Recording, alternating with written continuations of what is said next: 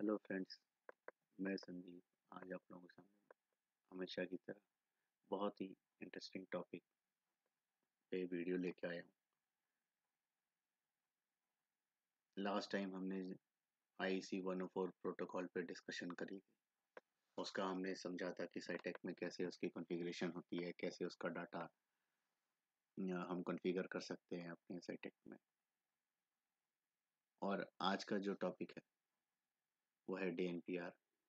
DNPR जो protocol है ये भी IEC 104 सीरीज़ पे काम करता है। लाइकवाइज जैसे मैंने बताया था IEC 104 जो हमारे पावर सेक्टर या फार्मा सेक्टर में काम करते हैं या ऐसा कोई सेक्टर जहाँ पे हम डाटा लॉस अफोर्ड नहीं कर सकते, उस जगह पे हम DNPR प्रोटोकॉल भी यूज़ कर सकते हैं। ये साइटेक में कैसे कॉन्फ़िगर इस प्रोटोकॉल को करते हैं उसको करने से पहले मैं आपको थोड़ा सा इसके बारे में ब्रीफ करना चाहूँगा कि ये प्रोटोकॉल क्या है, इसका आर्किटेक्चर क्या है, इसके एडवांटेजेस क्या हैं, डिसएडवांटेजेस क्या हैं, ताकि आपको थोड़ा सा आइडिया रहे जब हम इसको कॉन्फ़िगर करने जा रहे होंगे।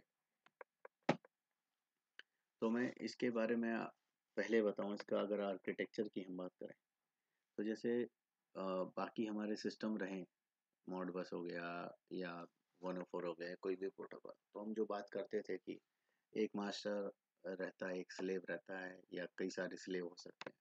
वैसे इसमें अगर वैसे ही एक प्रोटोकॉल उस तरीके से आर्किटेक्चर पे ये भी काम करता है। एक मास्टर और दो स्लेव है, प्लस इसके साथ एक और हायरार्की भी मिलती है हमारे पास कि एक मास्टर है, उसके दो स्लेव हैं और एक स्लेव ऐसा है जो बाकी दो लोगों के लिए अलग से मास्टर का काम कर रहा है। मैं इसका अगर आपको आर्किटेक्चर दिखाऊं तो इस तरीके से अगर मैं बात करूं कि एक मास्टर दो स्लेव, एक तो ये आर्किटेक्चर आता है मेरे सामने।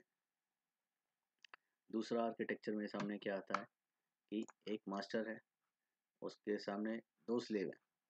इस ये इसके लिए स्लेव है, बट अब ये वापस से मास्टर बनता है जो उसके नीचे दो और स्लेव लगे हैं उनके लिए।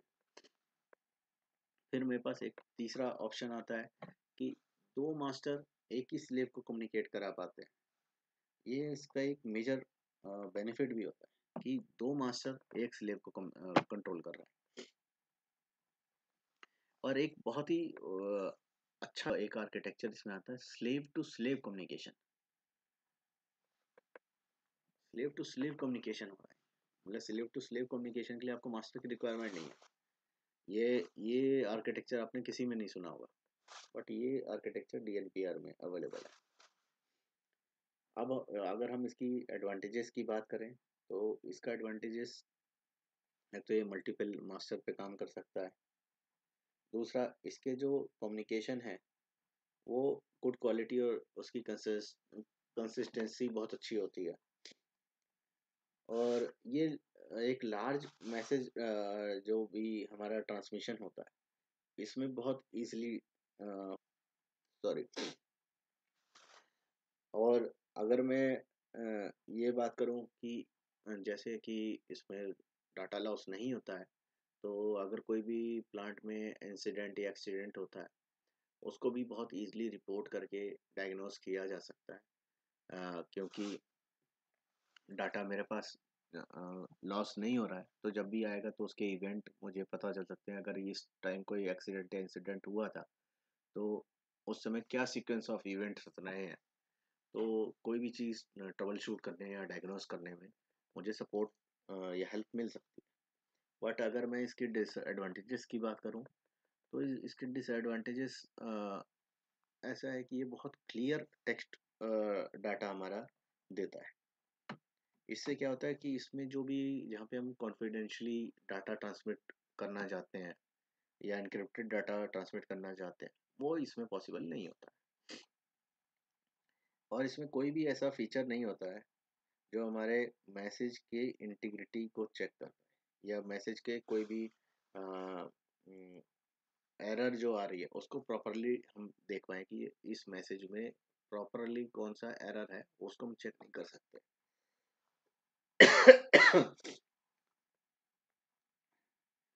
इसमें कोई भी डाटा हम जो ट्रांसमिट करते हैं या कम्युनिकेट करते हैं, उसके लिए कोई विदाउट प्रॉपर ऑथेंटिकेशन वो कम्युनिकेट कर जाता है। मुझे उसके लिए कोई भी ऑथेंटिकेशन कुछ जो, अगर दो स्लेव आपस में बात कर रहे हैं तो अब आप खुद भी समझ सकते हो उसमें क्या ऑथेंटिकेशन की मुझे क्या जरूरत पड़ रही है। अब आते हैं कि हमारे साइटेक के साथ किस तरीके से काम कर सकता है, किस वे से काम कर सकता है। जैसा कि मैंने IEC 104 प्लेटफॉर्म पे आपको बताया था कि वो हमारे ईथरनेट TCP पे काम करता है। और ऐसे ही मैंने 101 की अगर आपसे डिस्कशन करी थी, तो 101 हमारे सीरियल लाइन पे काम करता है।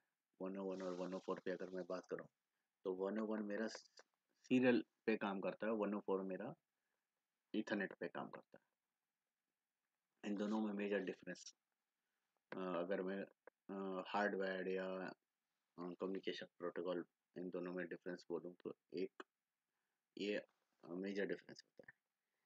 और अगर हम DNPR की बात करें तो DNPR क्या है, ये मेरे दोनों बेस पे काम करता है, सीरियल पे भी काम करेगा और ईथरनेट पे भी काम करेगा। तो सीरियल पे अगर बात करेंगे तो वही बॉड रेट पैरिटी इन पैरामीटर्स पे हम काम करते हैं। लेकिन अगर हम वही ईथरनेट पे बात करें तो जैसे ईथरनेट IP इस पे काम करते हैं। और जब हम ईथरनेट IP की बात करते हैं तो इसमें पोर्ट की भी बात हम करते हैं। जैसे कि मॉडबस के लिए मैंने आपको बताया था कि 502 प्रोटोकॉल पोर्ट डिफाइंड होता है। अगर मैं IC 104 प्रोटोकॉल की बात करूं तो उसमें 2404 पोर्ट डिफाइंड प्री डिफाइंड होता है। ऐसे ही अगर मैं DNPR की बात करूंगा तो उसमें 20,000 पोर्ट नंबर डिफाइन होता है।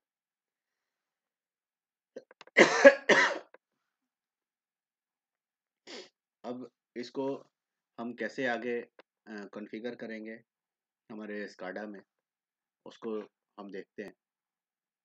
और उसके लिए हम अपना साइटेक स्काडा सबसे पहले ओपन कर लेते हैं।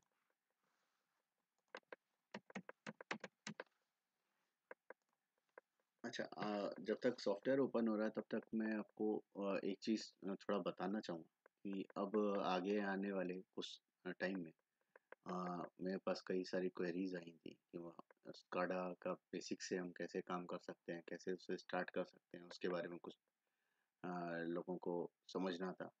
कई फ्रेशर्स जो इस फील्ड में आए हैं उनको अभी करना है। वैसे तो बहुत सारे वीडियोस अवेलेबल हैं जो आपको साइटेक स्काडा स्टार्टिंग से सिखाते ही हैं।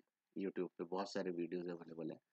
बट कई लोगों ने मुझसे पर्सनल लेवल पे डिस्कस किया था इस मैटर को, तो मैंने कहा कि ठीक है, आगे मैं अब इस चीज़ को फ्रॉम द स्क्रैच कि आपको कैसे प्रोजेक्ट स्टार्ट करना है, कैसे उसमें आप टेम्पलेट बनाएंगे, कैसे उसका जीनी बनाएंगे, सुपर जीनी बनाएंगे, अलार्म कहाँ कॉन्फ़िगर होते हैं, डिवाइस कहाँ कॉन्फ़िगर होती है, पॉपअप कैसे बनते हैं, यहाँ से सारा चीज़ लेके इवेंट ट्रेंड्स सारी चीज़ लेते रिपोर्टिंग तक, बेसिक साइकोड्स कैसे लिखे जाते हैं, मैं आपको सारी चीज़ें की एक सीरीज़ बना के दूंगा।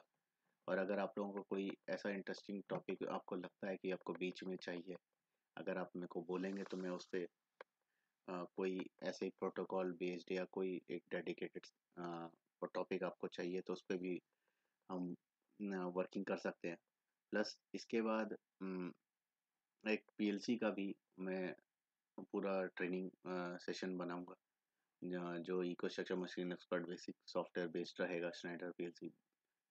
तो कुछ समय तक मैं ये बेसिक ट्रेनिंग्स के भी वीडियोस बनाऊंगा। अगर आप लोगों का इसमें कुछ इंटरेस्टेड है या आपके कुछ फ्रेंड्स हैं या फ्रेशर्स हैं, उनको रहेगा तो उनको आप वो वीडियो शेयर कर सकते हैं। तो फिलहाल अभी हम अपना टॉपिक पे आते हैं और हम अपना काम शुरू करते हैं। तो ये मैंने एक बैकअप बनाया हुआ है, इसका मैं आपको बेसिक चीज़ बता देता हूँ कि इसको कैसे, इसका आईओ डिवाइस कहाँ से और कैसे बनाया है मैंने। सबसे पहले तो आप सभी जानते हैं कि यहाँ पे ऐड पे जाके न्यू प्रोजेक्ट्स हम लेते हैं और अपना टेम्पलेट सेलेक्ट करके हमारे पास ये प्रोजेक्ट का नाम आ जाता है। उसके बाद अगर हम सेकंड पॉइंट क्या होता है, हम टोपोलॉजी में आके आईओ डिवाइस में आके हम यहाँ पे अपना आईओ डिवाइस बनाते हैं। जैसे न्यू आईओ डिवाइस हम गए, यहाँ पे हमने नेक्स्ट किया, आईओ सर्वर हमारा डेडिकेटेड है ही, उसके बाद आईओ डिवाइस हमारा रहेगा। आईओ डिवाइस के बाद हम आते हैं एक्सटर्नल आईओ डिवाइस अपना सेलेक्ट करते हैं। एक्सटर्नल आईओ डिवाइस में आके यहाँ पे हमें कौन सा प्रोटोकॉल है, एक तो ये आता है हमारे पास, आप ये वाला ले सकते हैं या ये। हम अभी यहाँ पे इस पे बात कर रहे हैं। हमने इस ये प्रोटोकॉल लिया, इथरनेट टीसीपी/आईपी लिया। इसके बाद हम इसको नेक्स्ट करते हैं। यहाँ पे हम अपनी आईडी डालते हैं, कौन डालना है, ये जो भी हमारे डिवाइस का आईडी होगा वो हम यहाँ डालेंगे। डिवाइस की जो आईपी है, यहाँ पे हम सिमुलेशन मोड में काम कर रहे हैं तो सिमुलेशन का आईपी फिक्स ही है हमारे पास, ये करेंगे। और यहाँ पे 20,000 आई जो मैंने बताया था पोर्ट नंबर वो सिलेक्ट हुआ, नेक्स्ट किया, नेक्स्ट हुआ, उसके बाद इसको फिनिश कर देंगे। तो फिनिश करने के बाद मेरे पास इस तरीके से प्रोटोकॉल बन के आ जाएगा। आईओ सर्वर आईओ डिवाइस क्या है, इसको फिर हम कंपोनेंट एंड मैपिंग में जब जाएंगे, यहाँ पे हम पोर्ट्स पे आके देखेंगे तो यहाँ पे भी हमें हमारी आईपी मिल जाएगी। जब हम एक्चुअल हार्डवेयर के साथ करेंगे उसकी आईपी को हम यहाँ पे चेंज कर सकते हैं, हमें दोबारा आईओ डिवाइस बनाने की जरूरत नहीं है। जो फ्रेशर्स हैं उनके लिए तो ये चीज़ें अभी जो रहेंगी, कैसे ये आईओ डिवाइस है, इसकी क्या ज़रूरत है, कैसे बनाना है, वो जब मैं अपना सीरीज स्काडा की स्टार्ट करूँगा तो उसमें स्टार्टिंग पहले ही पॉइंट्स ये होते हैं, तो आपको वो बेसिक चीज़ें मैं उसमें करना बताऊँगा ही। अब हम आ जाते हैं कि इसमें हमें टैगिंग कैसे करनी है। डीएनपी प्रोटोकॉल में जब हम बात करेंगे तो हम इसमें वेरिएबल में आते हैं। वेरिएबल में सबसे पहले हम समझते हैं कि हमारे डिजिटल इनपुट जो होते हैं उसको हम कैसे डिफाइन करेंगे। तो यहाँ पे मैंने बाइनरी इनपुट नाम दिया है, बाइनरी इनपुट लिया, उसका मैंने जो एड्रेस आएगा BI0.val, मतलब उसकी वैल्यू के लिए हम इसको कंसीडर करते हैं। फिर अगर वो टैग मेरा ऑनलाइन है, उसका स्टेटस देखना है, तो उसके लिए इस तरीके से आप उसकी एड्रेसिंग कर सकते हैं। अगर स्टार्ट का है तो उसका डाल सकते हैं, कम्युनिकेशन का आपको चेक करना है तो कम्युनिकेशन का बना सकते हैं। ऐसे ही बहुत सारे उसके स्टेटस हम देख सकते हैं। वैसे ही अगर मैं एनालॉग पॉइंट की बात करूँ तो एनालॉग में हम जो इसका एड्रेस लिखेंगे AI0 वैल्यू हुआ अभी, और ये फ्लोट टाइप में मेरे पास डाटा आना चाहिए, तो फ्लोट में लिख दिया क्योंकि यहाँ रियल मैंने लिया था। अब इसी में एक रिमोट फोर्स का आता है या लोकल फोर्स का आता है, उसके लिए हम किस स्टेटस क्या है वो हम यहाँ पे डाल सकते हैं। फिर बाइनरी आउटपुट हमारी कैसे हो लेते हैं, बाइनरी आउटपुट की वैल्यूज हम यहाँ पे देख लेंगे, 1 है कि 0 है, उसका स्टेटस हम देख रहे हैं। काउंटर, अगर हम इसमें कोई काउंटिंग या इंटीजर वैल्यू या कुछ वैसा आता है, उसकी वैल्यू कैसे आएगी वो हम यहाँ देख सकते हैं। अगर मेरे को कोई कमांड देना है फील्ड में, वो कैसे देना है, उसका एड्रेस हमारा इस तरीके से आता है। ऐसा नहीं है कि एनालॉग वगैरह के लिए ऑनलाइन या रिस्टार्ट कम्युनिकेशन लॉस नहीं, इन सब का भी, इसका भी ये सारी चीज़ें आ सकती हैं। और जैसा इसके एड्रेसेस बने हैं इसी तरीके से जैसे स्टैट ऑनलाइन आ जाएगा, AI0 लग जाएगा, और कुछ नहीं आना है, सेम चीज़ आनी है। और ये कैसे एड्रेसिंग होनी है इसका भी मैं आपको एक डॉक्यूमेंट ज़रूर दूंगा, जो आपको कभी भी आप कॉन्फ़िगर करेंगे इसको तो आपके वो सपोर्ट करेगा ही। एनालॉग आउटपुट की जो भी हम कमांड स्काडा से देंगे उसको किस तरीके से, उसकी वैल्यूज़ क्या आएगी, वो वैल्यू हम यहाँ देख रहे हैं। और कमांड देने के लिए do ऑपरेट डॉट फ्लोट, इस तरीके से हम उसको लिखेंगे। काउंटर की वैल्यू जब हमें देखनी है, हमने काउंटर बनाया, लेकिन इसी में ये काउंटर एफ काउंटर 0 बनाया, एफ काउंटर 0 मतलब फ्रीज काउंटर। मान लीजिए कभी कभार कोई हमारी वैल्यू आए और उसे हमें कैसे होल्ड करा देना है, कि मान लीजिए उसमें अगर कई लोग बोलते हैं ना कि मेरी ये वैल्यू अगर भी होल्ड हो जानी चाहिए, वो भले वो पीछे कुछ भी चेंज होता रहे लेकिन आगे चेंज नहीं होना चाहिए। तो अगर आप होल्ड कराना चाहते हैं तो इसमें वो वैल्यू, ये वो रजिस्टर एड्रेस है जहाँ पे वो इसका डाटा होल्ड हो जाएगा। जब भी आप होल्ड कराना चाहेंगे ये वैल्यू इसमें होल्ड हो जाएगी, उसके बाद इसमें आप कुछ भी चेंज करते रहें, यहाँ पे वैल्यू चेंज नहीं होगी। होल्ड कराने के लिए ये दोनों हमारे टैग होते हैं। अब इसका कैसे यूज़ करना है कैसे है वो मैं आगे आपको दिखाऊंगा ही, लेकिन अब इसका एक डॉक्यूमेंट मैं आपको ज़रूर देना चाहूँगा। ये डॉक्यूमेंट अगर आप देखेंगे ये साइटेक का ही डॉक्यूमेंट है। इसको आप पढ़ेंगे तो सारी एड्रेसिंग, ये सारे पॉइंट आपके अपने आप ही क्लियर हो जाएंगे कि उसको कैसे बनाना है, रिडंडेंसी कैसे करी जाती है, आईओ डिवाइस का क्या है, अ, ये सेलेक्ट एग्जीक्यूट हम कैसे करते हैं। जैसे मैंने आपको बताया ना, वैल्यू डॉट फ्लोट लिखा हुआ है, एनालॉग की वैल्यूज इस तरीके से आ गई। ऐसे ही आप जितने भी टैग देखना चाहेंगे, ये इसका बोर्ड कैसे बनेगा, इसमें टीसीपी आईपी का कैसे बनेगा, पोर्ट कैसे बनेगा, अगर हम सीरियल लाइन पे बात करते हैं, अगर हम ईथरनेट पे बात करते हैं तो किस तरीके से बनेगा, वो यहाँ दिखाया हुआ है।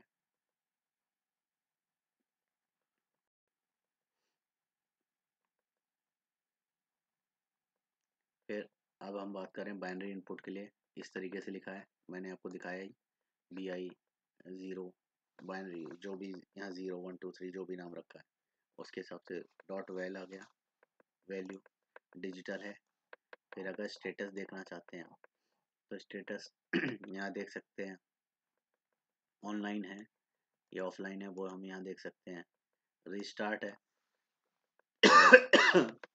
वो डिवाइस से रिस्टार्ट हो रहा है तो उसका स्टेटस यहाँ आपको मिल जाएगा। कम्युनिकेशन लॉस हो रहा है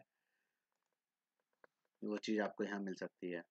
रिमोट फोर्स्ड या लोकल फोर्स्ड है वो आपको यहाँ मिल जाएगा। अगर बाइनरी इनपुट वॉल्व है, लास्ट वैल्यू चेंज, तो उसकी वैल्यूज इंटीग्रिटी पोल वगैरह पे आप यहाँ पे देख पाएंगे। ये बाइनरी आउटपुट की वैल्यूज जो हैं उसका क्या वैल्यू है, उसके क्या स्टेटस है, वो ऑनलाइन है, रिस्टार्ट है, कम्युनिकेशन फोर्स है, वो सारी चीज़ें आप यहाँ पे देख सकते हैं। अब ये काउंटर वाली जो मैंने बात बताई, जो हमारी वैल्यू आती है और उसको हम चलाते रहते हैं, इन सब का देखिए हर किसी का भी आप देखोगे ऑनलाइन, रिमोट फोर्स, कम्युनिकेशन, ये सारी चीज़ें एड्रेस आपके पास बना हुआ है, यानी की जगह बस 0 1 2 3 आपका ये चेंज होता रहेगा। ये आ गया आपका फ्रीज काउंटर, फ्रोजन काउंटर इसे बोलते हैं। तो इसको FC0 इस तरीके से मैंने लिखा ही था, ये आपको दिखाया ही है मैंने। एनालॉग वैल्यूज हमारी किस तरीके से चेंज होती हैं, उसको क्या एड्रेसिंग है वो आप यहाँ पे देख पाएंगे। तो इस तरीके से आप ये पूरा डॉक्यूमेंट जब आप रेफ़र करेंगे तो आपको सारी चीज़ें इसमें पता चलेंगी कैसे कराना है। जैसे बाइनरी आउटपुट लैच कराना है, कोई हमें कमांड वमांड का जो पॉइंट है, binary output control latch mode, आपने परमानेंट लैच के लिए आप इस तरीके से लिखेंगे। अगर पल्स कमांड देनी है तो आप इस तरीके से लिखेंगे। अगर आपका ट्रिप और क्लोज मोड में काम करना है तो आपको इस तरीके से लिखना है। मैंने अभी अपने प्रोग्राम में इसी तरीके का यूज़ किया हुआ है। बाकी आप लैच वाला भी ले सकते हैं, या तो 1 करा लो या उसको 0 करा लो, या पल्स में आप दे सकते हो। अब ऑपरेट लैच में ऐसे हो गया, ऑपरेट पल्स टाइप में क्या हो गया इस तरीके से आप इसको करा सकते हैं। फिर ये सिलेक्ट एग्जीक्यूट जो मैंने उसमें बताया था वही इसमें भी हो जाता है, या उसके कोई कमांड उसको हमें कैंसिल करना है या सिलेक्ट ओनली करना है, वो सारी चीज़ें कॉन्फ़िगरेशन आपको यहाँ पे मिल जाएंगी।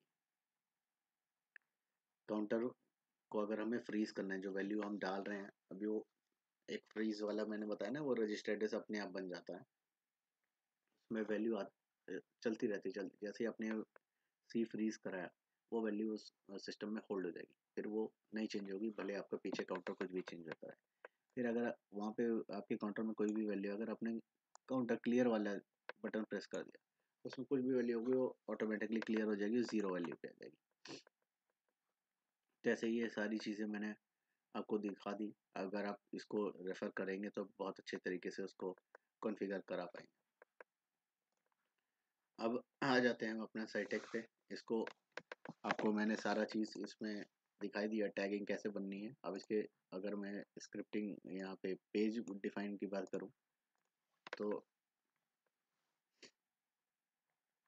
पेज में बाइनरी इनपुट मैंने अगर लिया है, तो बाइनरी इनपुट का अगर मैं टैग लेता हूँ, ये मैंने आपको दिखाया था बाइनरी इनपुट 0, इसमें 1 या 0 होता हुआ मुझे दिख सकता है।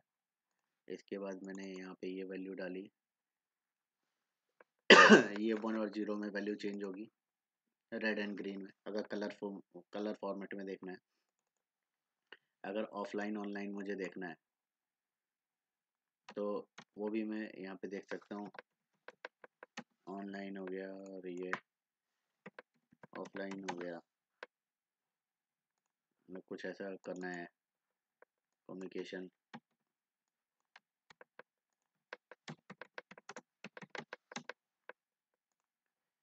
ये आप अपने हिसाब से करा सकते हो कैसे क्या करना है, वैल्यू क्या आ रही है।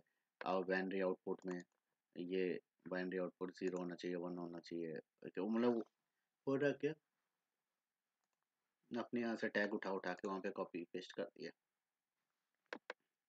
एनालॉग की वैल्यू हमने देख ली, एनालॉग इनपुट की वैल्यू यहाँ आ रही है। यहाँ मैंने आपको काउंट फ्रीज की वैल्यू दिखाई, अगर फ्रीज कराना है तो काउंट फ्रीज वाला टैग डाल दिया। काउंट क्लियर कराना है तो मैंने एक काउंट क्लियर वाली डाल दी। अब मैं आता हूँ कि इसका सिमुलेटर में कौन सा यूज़ करने वाला हूँ। मैं यहाँ पे एक मैंने सिमुलेटर यूज़ किया है फ्रायर स्काडा नाम से। ये बहुत सारे सिमुलेटर अवेलेबल हैं, ज़रूरी नहीं कि यही वाला लेना है। यहाँ पे मुझे ये वाला ईजिली अवेलेबल मिल गया था, मैंने इसलिए लिया। अगर आपके पास कोई और सॉफ्टवेयर है, आप उससे भी ये कम्युनिकेट करा सकते हैं। अब इसके लिए इसको कैसे कॉन्फ़िगर मैंने किया, इस डिवाइस पे आके मैंने हाँ एक ऐड सर्वर बनाया। यहाँ सिमुलेटर में आए, सिमुलेटर में आने के बाद पहले इसकी डिवाइसेस का ये देखे, मुझे आईडी, इसका master address, slave address, one मैंने जो स्काडा में अपना डाला हुआ है वो आ गया। इसके पॉइंट्स ये आ गए, टीसीपी पोर्ट जो ये आपकी आईपीज आ गई। इसके बाद अगर कॉन्फ़िगरेशन में करें तो मैंने binary input, binary output, analog input किया। अब इसी में मैं आपके सामने काउंटर एक ऐड करा देता हूँ। काउंटर इनपुट ऐड करा दिया।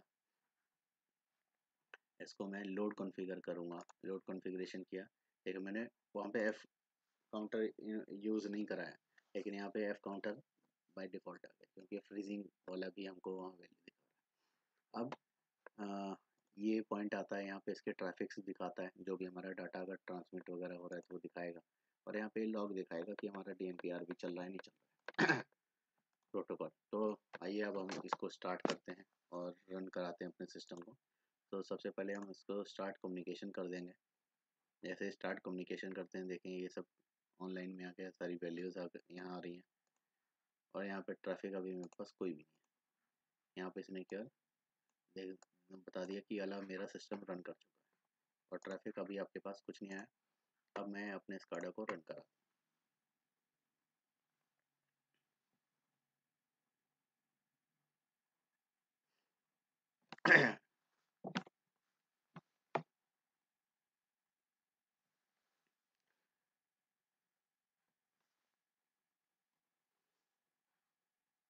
इसी के साथ ही मैं एक दो चीज़ें अभी और आपको बता दूं कि अगर हमें टाइम स्टैम्प जो मैंने बोला था उसके हमें वीडियो कॉन्फ़िगर करना होता है, तो हम टाइम स्टैम्प डिजिटल अलार्म और टाइम स्टैम्प यहाँ पे आके इसको कॉन्फ़िगर करते हैं। वो अभी कैसे करते हैं वो भी मैं आपको दिखाता हूँ। ये देखिए, ये हमारे सारी चीज़ें कम्युनिकेट कर गई।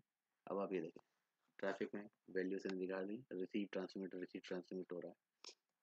अब मैं इसको आपको दिखाता हूँ कैसे कम्युनिकेट करते हैं।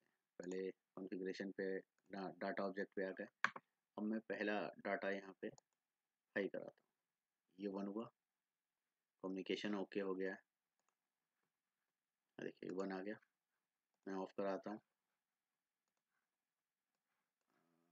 इस डाटा को मैं थोड़ा सा छोटा कर रहा हूँ। देखिए अभी यहाँ पे वैल्यू 0 हो गई, वापस से मैंने 1 कराया 1 हो गई, 0 कराया 0 हो गई। अब मैं यहाँ पे एक वैल्यू अपडेट इनपुट वाली वैल्यू कराता हूँ, अपडेट कराया, ठीक है। ये देखिए वैल्यू अपने आप चेंज हो गई, यहाँ पे ये हो गया है। इसको मैं 0 कराता हूँ, हमारी ये वैल्यू 0 हो जाएगी जब भी रिपोर्ट होती है। अब ये एनालॉग की वैल्यू अगर मैं चेंज कराता हूँ, एनालॉग की वैल्यू मैं अपडेट कराता हूँ 1.34, अपडेट किया, ये वैल्यू यहाँ पे अपडेट आ गई 1.34। मैं यहाँ पे ये हैश बैड आ रहा है एनालॉग आउटपुट, आप एक हो गया कम्युनिकेट नहीं कर रहा है, ऐसा नहीं है। अब आप यहाँ पे देखें 2.56, जैसे मैंने बोला था 2.56 डाला, यहाँ पे 2.56 तुरंत आ गया, 2.56 एनालॉग आउटपुट आ गई। अब जो काउंटर की एक मैं बात कर रहा हूँ, काउंटर की वैल्यू मैं यहाँ पे आता हूँ, अपडेट करता हूँ, इसकी वैल्यू समथिंग मैं कुछ भी डाल देता हूँ, इसे अपडेट कर देता हूँ। जैसे अपडेट किया,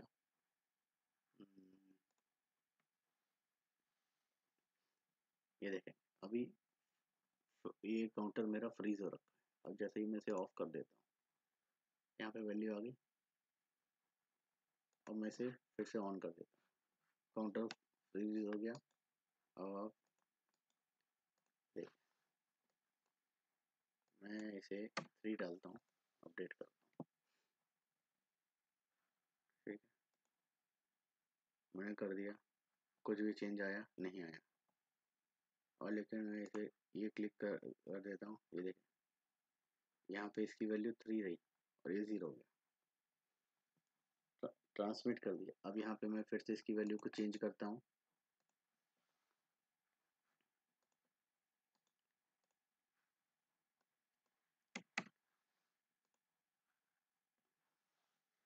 अपनी वैल्यू इसको कर दी है। उसके बाद मैंने इसकी फिर से वैल्यू चेंज करी,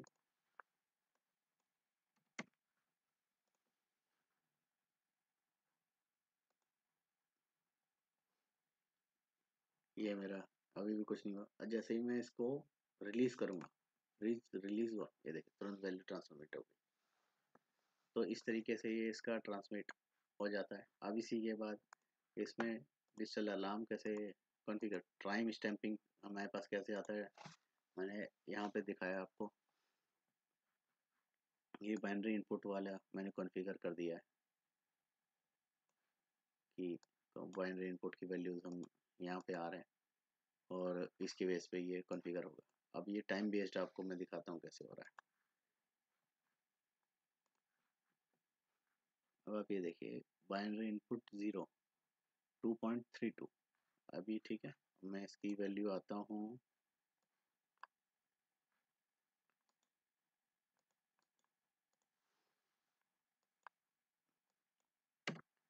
मैंने अपडेट कर दिया, टाइम आया 2:35:16, ठीक है। अब वो वैल्यू अभी आप थोड़ी देर में देखेंगे, यहाँ पे क्या है 2:35:16 पे डाटा आ चुका है। तो आपके पास सारी वैल्यूज़ यहाँ पे क्लियरली हैं। अब इसमें एक चीज़ और भी होती है, अगर आप यहीं पे क्लिक करके अपडेट करते हैं, इसको कम्युनिकेशन लॉस्ट में देखना चाहते हैं, remote, force, local, restart, quality, जितना कुछ देखना चाहते हैं वो आप वहाँ पे क्लियर डाल सकते हैं। तो आपकी ये सारी वैल्यूज़ यहाँ पे अपडेट होकर दिखेगी। 0 किया, अपडेट किया, आप स्काडा में देखेंगे ऑफलाइन कॉम इस तरीके के ये चीज़ें आ रही हैं आपके पास। देखिए हैश बैड आ गया अभी,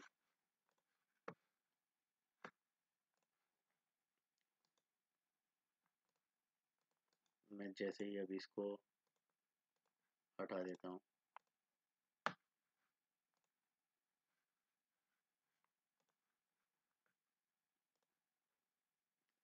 सारा कुछ ओके हो गया, सब कुछ चल रहा है, एसी हो गया।